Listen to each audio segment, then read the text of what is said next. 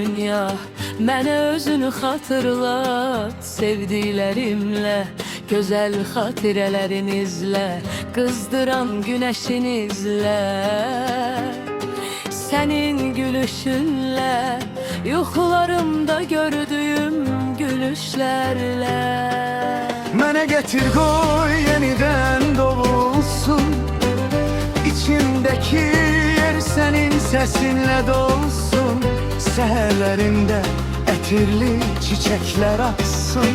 Bir dokunuş kifayettir, koy zaman geri dönsün.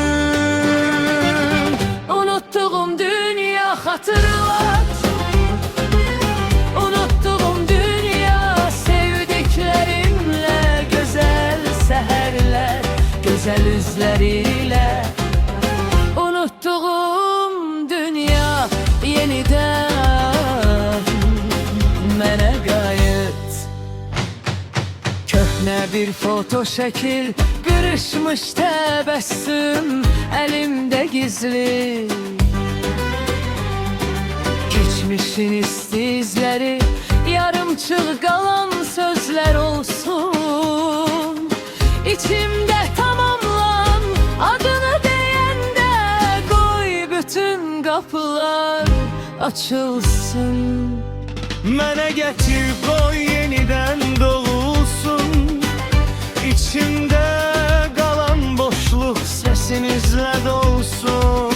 Etirli çiçekler, seherlerimde çiçek açsınlar.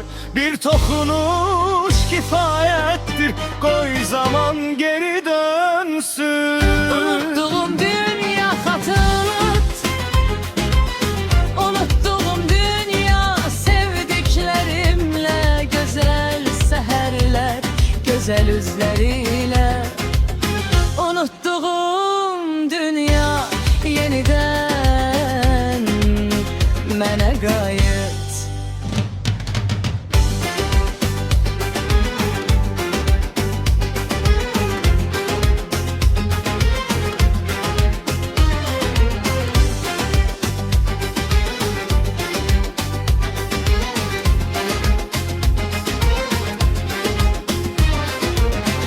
Uşaq kimi mən sənə tərəf qaçacam tozlu yollarla. Sonra keçərəm qəlbimdə gizlənmiş o köhnə bağ.